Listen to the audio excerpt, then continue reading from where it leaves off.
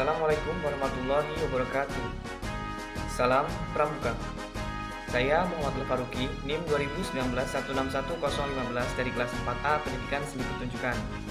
Kali ini, saya akan membawakan materi kepramukaan dengan judul Teknik Pembina Golongan Siaga dan Penggalang. Langsung saja, teknik pembinaan dalam gerakan pramuka menggunakan sebuah sistem yang disebut dengan sistem Among. Apa itu sistem Among? Langsung saja, pengertian sistem Among. Kata Among artinya mengasuh, memelihara, atau menjaga. Orang yang melakukan sistem Among disebut dengan pamong.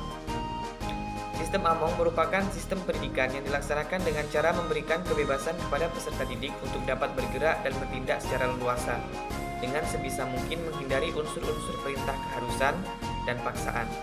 Sistem Among dalam pendidikan kepramukaan.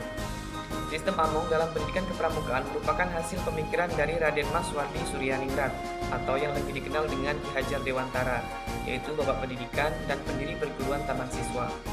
Hasil pemikirannya ini tidak hanya dijadikan sebagai prinsip pembinaan dalam gerakan pramuka saja, tapi juga dipakai sebagai pertimbangan dalam merumuskan sistem pendidikan nasional secara luas.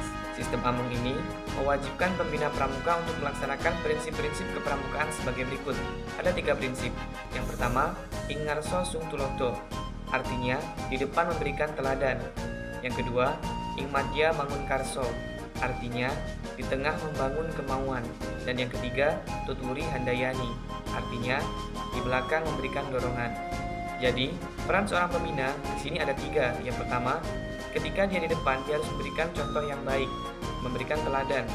Ketika dia berada di tengah, seorang pembina harus membangun kemauan bagi peserta didiknya. Dan ketika di belakang, seorang pembina harus memberikan dorongan dan motivasi kepada peserta didiknya untuk menjadi lebih baik dan lebih mandiri lagi. Pembina sebagai pamong hanya menjaga, membenarkan, meluruskan, dan memotivasi peserta didik.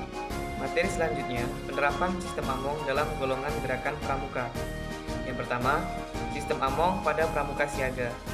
Sifat dasar dari pramuka siaga adalah senang meniru, suka dipuji, suka bernyanyi, manja, dan masih senang bermain. Pada pramuka siaga, pembina lebih berperan banyak dalam memberikan prakarsa untuk memunculkan daya kreasi peserta didik.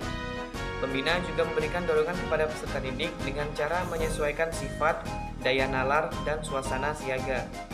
Sifat momong dengan di depan memberikan contoh atau ing ngarso sung tulodo. Porsinya harus lebih besar dibanding dengan golongan pramuka yang lain. Jadi, untuk golongan siaga ini, seorang pembina harus lebih banyak memberikan contoh. Karena sesuai dengan sifat dasar dari pramuka siaga yang masih suka meniru, ketika memberikan materi berupa contoh, tentunya akan lebih mudah dimengerti dan lebih mudah diikuti oleh peserta didik. Yang kedua yaitu sistem Among pada pramuka penggalang. Pada pramuka penggalang, sifat-sifat pramuka siaga masih ada yang sebagian terbawa, tapi pramuka penggalang senang bergerak dan mengembara, sudah mulai menyukai lawan jenis, senang mencoba-coba, dan menyenangi hal-hal yang bersifat kepahlawanan. Pembina pramuka pada golongan penggalang berperan dalam mendorong dan membangkitkan semangat, motivasi, dan membangun kemauan yang lebih besar dari peserta didik sesuai dengan prinsip kepemimpinan ing madya mangun karso atau prinsip yang kedua tadi. Materi yang terakhir yaitu peran dan sikap pembina dalam proses pembinaan peserta didik. Ada beberapa poin. Yang pertama, menerapkan sistem Among. Yang kedua, melaksanakan prinsip dasar kepramukaan dan metode kepramukaan dalam setiap kegiatan kepramukaan. Menguasai metode yang akan diterapkan, menciptakan kegiatan yang menarik dan menyenangkan, memperlakukan peserta didik sebagai subjek pendidikan, kegiatan yang disajikan sesuai dengan perkembangan jasmani dan rohani serta golongan usia peserta didik. Memperhatikan faktor lingkungan pendidikan, seorang pembina hendaknya menguasai bahan latihan dan dapat pula menggunakan tenaga orang lain yang lebih ahli atau lebih menguasai materi latihan. Dan membina adalah seni, dan teknik membina yang tepat adalah dengan cara memiliki pengalaman yang didapat, yaitu melakukan kegiatan bersama anak didik. Demikianlah materi yang dapat saya sampaikan. Kurang dan lebihnya saya mohon maaf. Saya akhiri. Wassalamualaikum warahmatullahi wabarakatuh. Salam Pramuka.